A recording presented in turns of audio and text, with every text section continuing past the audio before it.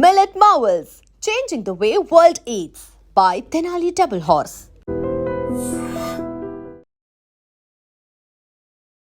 నమస్తే, welcome to I dream talking point with Kavitha.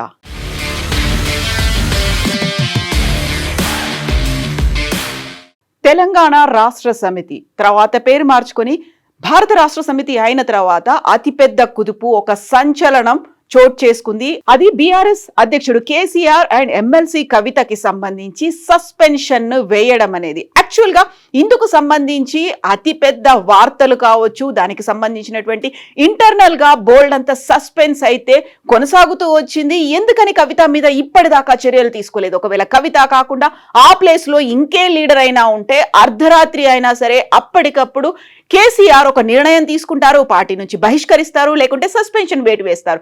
But స్వయంగా కూతురైనంత మాత్రానే party వ్యవహారాలు లేకపోతే పార్టీ వ్యతిరేక కార్యక్రమాలకు పాల్పడుతున్నందునే ఇంతకాలం వేచి చూస్తున్నారా అనేటువంటి అనుమానాలు, విమర్శలు, ఆరోపణలు ఇవన్నీ వచ్చిన నేపథ్యంలో కరెక్ట్ గా ఒక 24 గంటలు కూడా గడవలేదు. అందులో తెలంగాణ భారత రాష్ట్ర సమితికి సంబంధించి సోమ భరత్ కుమార్ అండ్ టి రవీంద్రరావు ఇద్దరు ప్రధాన కార్యదర్శులు తనని సస్పెండ్ చేస్తున్నట్టుగా ఒక లెటర్ ని రిలీజ్ చేశారు.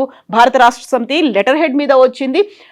ఇటీవలి కాలంలో కవిత ప్రవర్తిస్తున్న తీరుతెన్నులు, కొనసాగిస్తున్న పార్టీ వ్యతిరేక కార్యకలాపాలు బీఆర్ఎస్ పార్టీకి నష్టం కలిగించే రీతిలో ఉన్నాయి కాబట్టే పార్టీ అధిష్టానం ఈ విషయాన్ని తీవ్రంగా పరిగణిస్తోంది.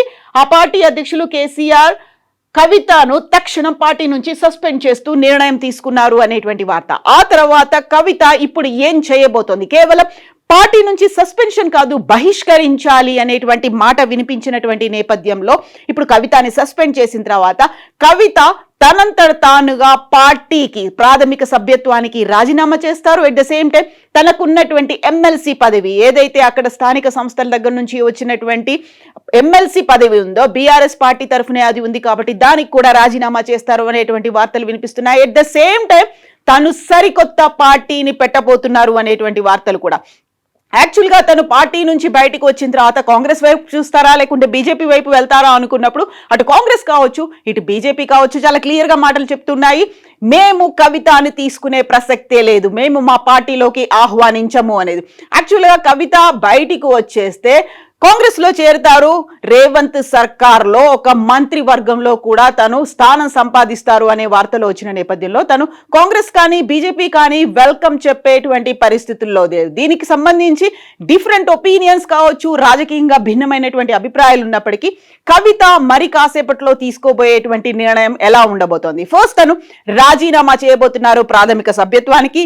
సెకండ్ తను ఎమ్మెల్సీ పదవి కూడా రాజీనామా చేయబోతున్నారు. థర్డ్ తను ఒక రాజకీయ పార్టీని అనౌన్స్ చేయబోతున్నారని. యాక్చువల్ గా కవిత ప్రస్థానానికి సంబంధించి టిఆర్ఎస్ పార్టీ తరఫున చూస్తే తను మొట్టమొదటిసారిగా అమెరికా నుంచి హైదరాబాద్కి తెలంగాణకి వచ్చిన తర్వాత సమైక్య రాష్ట్రంలో తెలంగాణ జాగృతి పేరుతో ఒక సాంస్కృతిక ఉద్యమాన్ని, సాంస్కృతికంగా అందరినీ ఒకే తాటిపైకి తెచ్చే ఉద్దేశంతో తెలంగాణ జాగృతి టిఆర్ఎస్ లో చేరక ముందే తెలంగాణ జాగృతిని స్థాపించి బతుకమ్మతో ఊరు వాడల దేశవ్యాప్తంగా ఖండాంతరాలు కూడా దాటి అందరినీ ఏకం చేసేది. యాక్చువల్ గా బతుకమ్మను కూడా ఉద్యమ రూపంలో మార్చినటువంటి కవిత అప్పుడే కవితక్క మా తెలంగాణ బతుకమ్మకి ఇంత పేరు ప్రఖ్యాతులు, కీర్తి ప్రతిష్టలు, ఖండాంతరాలు దాటేలా తీసుకొచ్చింది అనేటువంటి ఒక పేరు వచ్చిన తర్వాత మాత్రమే తను టీఆర్ఎస్ పార్టీలో జాయిన్ అయింది. ఆ తర్వాత 2014లో తను మొట్టమొదటిసారిగా నిజామాబాద్ నుంచి పార్లమెంట్కి ఎన్నికైంది. ఆ టైంలో తెలంగాణ రాష్ట్రానికి రావాల్సినటువంటి పసుపు బోర్డుతో పాటుగా నిజామాబాద్ సమస్యలు, అక్కడ ఉన్నటువంటి షుగర్ ఫ్యాక్టరీ, వీటన్నిటి మీద పోరాటాలు చేసినప్పటికీ 2019లో కవిత ఓడిపోయింది. ఓడిపోయిన తర్వాత నిజామాబాద్ నుంచి తను మళ్ళీ స్థానిక సంస్థల ఎమ్మెల్సీగా పార్టీ తనకు అవకాశం ఇచ్చింది. అలా మండలి సభ్యురాలిగా తను అసెంబ్లీలో ఆ మండలి తెలంగాణ మండలిలో అడుగు పెట్టారు. ఆ తర్వాత 2023లో బీఆర్ఎస్ పార్టీ ఓడిపోయిన తర్వాత ఆ గ్యాప్ అనేది విపరీతంగా పెరుగుతూ వచ్చింది అనేటువంటి భావన. అదే టైంలో పార్టీ ఓడిపోయిన తర్వాత కవితను లిక్కర్ స్కామ్ లో అరెస్ట్ చేసి జైల్లో ఉంచారు. ఆ తర్వాత జరిగినటువంటి పరిణామాలే ఈ సస్పెన్షన్ కి కారణమయ్యాయి అనేటువంటి భావన కూడా, అభిప్రాయాలు కూడా వినిపిస్తున్నాయి. యాక్చువల్ గా తను అరెస్ట్ అయ్యి జైల్లో ఉన్నప్పుడే బీఆర్ఎస్ పార్టీని బీజేపీలో కలిపేటువంటి చర్చలు జరిగాయి అనేటువంటి వార్తలు కూడా వినిపించాయి.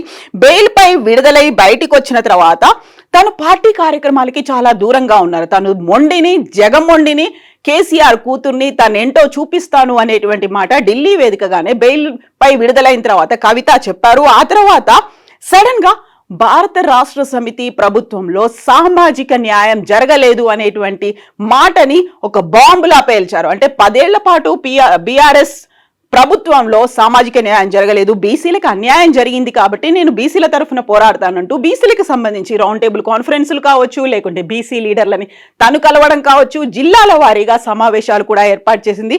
అక్కడే కొంచెం ఏదో తేడా కొడుతోంది అనేటువంటి భావన కూడా వ్యక్తమైంది. ఇక గత ఏప్రిల్లో బీఆర్ఎస్ పార్టీ తన రజతోత్సవ సంబరాల్ని వరంగల్లో జరుపుకుంది. 25 ఇయర్స్ సెలబ్రేషన్స్ జరుగుతున్న సమయంలో పెద్ద ఎత్తున అక్కడ ఫ్లెక్సీలు అన్ని ఏర్పాటు చేసినప్పుడు కూడా కవిత ఫోటో అందులో లేకపోవడం, తెలంగాణ భవన్ సాక్షిగానే కవిత తన నిరసనని, తన వ్యతిరేక గళాన్ని వినిపించింది అనేటువంటి మాటలు. దీంతో పాటుగా రజతోత్సవ సంరంభంలో కేసీఆర్ మాట్లాడినటువంటి మాటల్లో ఎందుకని బీజేపీని ఒక్క మాట కూడా అనలేదు అంటూ తన అమెరికాకు వెళ్తూ రాసినటువంటి లెటర్ని బయట పెట్టారు. ఎవరు లీక్ చేశారు అనే మాటతో పాటుగా కేసీఆర్ చుట్టే దయ్యాలున్నాయి అనేటువంటి మాట. కేసీఆర్ దగ్గరికి తను కూడా వెళ్ళలేకపోతున్నాను, కేసీఆర్ అపాయింట్మెంట్ కావాలంటే దొరకట్లేదు అనేటువంటి మాటతో పాటుగా కేసీఆర్ చుట్టూ దయ్యాలున్నారు అనేటువంటి మాటని ఇప్పుడు ఎందుకని ఆ లెటర్ ని ఎవరు లీక్ చేశారో తెలియాల్సినటువంటి అవసరం ఉంది. యాక్చువల్ గా అమెరికాలో ఉండి కవితనే లీక్ చేసింది అనేటువంటి మాటలతో పాటుగా కవిత దగ్గర ఉన్నటువంటి సన్నిహిత వర్గం, ఆ క్లోజ్డ్ సర్కిలే లీక్ చేసింది అనేటువంటి మాటలు కూడా వచ్చాయి. ఆ టైంలోనే తను జైల్లో ఉన్నప్పుడే బీజేపీతో బీఆర్ఎస్ కలవాలి అనేటువంటి ప్రతిపాదనలు వచ్చాయి అనేటువంటి మాట. అదే టైంలో కరెక్ట్ గా చర్యలుంటాయి అని అందరూ భావించినప్పటికీ అది కూడా జరగలేదు. ఆ తర్వాత కాళేశ్వరం ప్రాజెక్ట్ కి సంబంధించి పీసీ ఘోష్ కమిషన్ ముందు కేసీఆర్ హాజరయ్యే ముందు కవిత తన నివాసానికి వెళ్లి కేసీఆర్ ని కలిసే ప్రయత్నం చేసినప్పటికీ వాళ్ళిద్దరి మధ్య మాటలో సంభాషణ జరగలేదు అనేటువంటి ఇంకొక మాట కూడా బయటకు వచ్చింది. అది కూడా ఇంకొంచెం గ్యాప్ ని పెంచినట్టుగా కనిపించింది. అట్ ద సేమ్ టైం ఈ మధ్య కాలంలోనే కవిత తన కుమారుడి విద్యాభ్యాసం కోసం అమెరికాకు వెళ్ళిన తర్వాత కూడా వెళ్లే ముందు కూడా కేసీఆర్ దగ్గరికి వెళ్ళినప్పటికీ కేసీఆర్ దూరంగా ఉంచాడు అనేటువంటి మాట. వీటికి తోడుగా సడన్ గా తెలంగాణ బొగ్గుగని కార్మిక సంఘం గౌరవ అధ్యక్ష పదవి నుంచి కవితని తొలగించి ఆ స్థానంలో మాజీ ఎమ్మెల్యే కొప్పుల ఈశ్వర్ని పెట్టడం అనేది కూడా ఇంకా మరింత దూరాన్ని, గ్యాప్ ని పెంచింది అనేది, అగ్గి రాజేసింది అనేటువంటి మాటలు వినిపిస్తున్నాయి. దీంతో పాటుగా వెరీ రీసెంట్ గా తెలంగాణ రాష్ట్ర ప్రభుత్వం సిబిఐకి కాళేశ్వరంలో జరిగినటువంటి అవకతవకల కేసుని అప్పగించిన తర్వాత కవిత స్వయంగా మాజీ మంత్రి హరీష్ రావు, మరీ క్లోజ్ గా ఉన్నటువంటి పర్సన్ సంతోష్ కుమార్ల పేర్లు ప్రస్తావించింది. ఈ మధ్య కాలంలోనే లిల్లీపుట్ అంటూ గతంలో మాజీ మంత్రిగా వర్క్ చేసి ప్రస్తుతం సూర్యాపేట ఎమ్మెల్యేగా ఉన్నటువంటి జగదీశ్వర్ రెడ్డి మీద కూడా కీలకమైనటువంటి వ్యాఖ్యలు చేసింది. అటు పాత సీనియర్ లీడర్లే కాదు, ఇప్పుడు సరికొత్తగా వచ్చినటువంటి లీడర్లు, పార్టీ మారి బీఆర్ఎస్ లో వచ్చిన వాటి లీడర్లు, వీళ్ళందరినీ తను విమర్శిస్తున్నారు, మాటలు అంటున్నారు. అయినప్పటికీ కూడా చర్యలు ఎందుకు తీసుకోలేదు అనేటువంటి మాట వినిపించింది. ఈ నేపథ్యంలోనే తీవ్రమైనటువంటి చర్చ జరిగింది. ఎవరైతే దయ్యాలు అని చెప్పారో ఆ దయ్యాలు హరీష్ రావు, సంతోష్ కుమార్ అనేలా తను చేసినటువంటి వ్యాఖ్యలు కీలకంగా పరిణమించినటువంటి నేపథ్యంలో ఫామ్ హౌస్ లో సీనియర్లతో భేటీ అయినటువంటి కేసీఆర్ ఒక నిర్ణయాన్ని తీసుకున్నారు. యాక్చువల్గా లిల్లీపుట్ అంటూ జగదీశ్వర్ రెడ్డి మీద చేసినటువంటి కామెంట్స్ తో జగదీశ్వర్ రెడ్డి తీవ్ర మనస్తాపానికి గురయ్యారు అని, ఆయనే పార్టీ నుంచి బహిష్కరించాలి అని చెప్పినప్పటికీ కేసీఆర్ మాత్రం సస్పెండ్ చేశారు అనేటువంటి వాదనలు. సో తననైతే సస్పెండ్ చేస్తున్నట్టుగా కవిత వ్యాఖ్యలు పార్టీకి తీవ్ర నష్టం కలిగిస్తున్నాయి. ఇదే ప్లేస్ లో ఇంకెవరైనా ఉంటే కేసీఆర్ ఇమ్మీడియట్ డెసిషన్ తీసుకునేవాళ్ళు. కవిత కాబట్టి డెసిషన్ తీసుకోలేదు అనేటువంటి వార్తలు వినిపిస్తున్నటువంటి నేపథ్యంలో కవితని సస్పెండ్ చేశారు.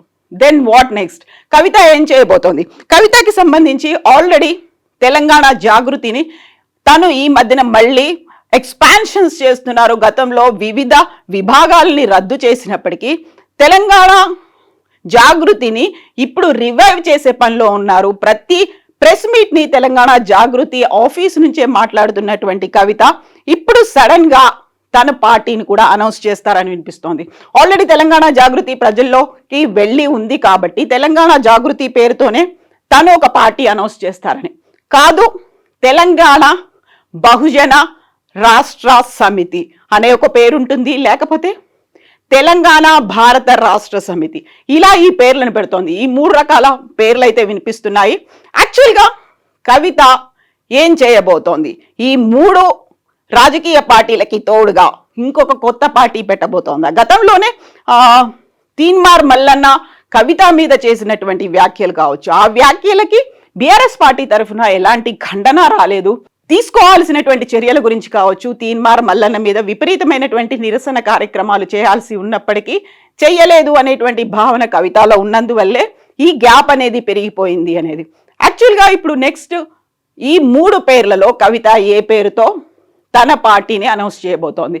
తెలంగాణ జాగృతి వైపే మొగ్గు చూపుతున్నప్పటికీ కూడా బహుజనులని, లేకపోతే ఇక్కడ ఉన్నటువంటి గతంలో తెలంగాణ రాష్ట్ర సమితి పేరు మారిపోయింది కాబట్టి తెలంగాణ భారత రాష్ట్ర సమితిగా పేరు ఉంటుందా? వీటన్నిటికీ సంబంధించి మరికొద్దిసేపట్లోనే కవిత క్లారిటీ ఇచ్చే అవకాశం ఉంది.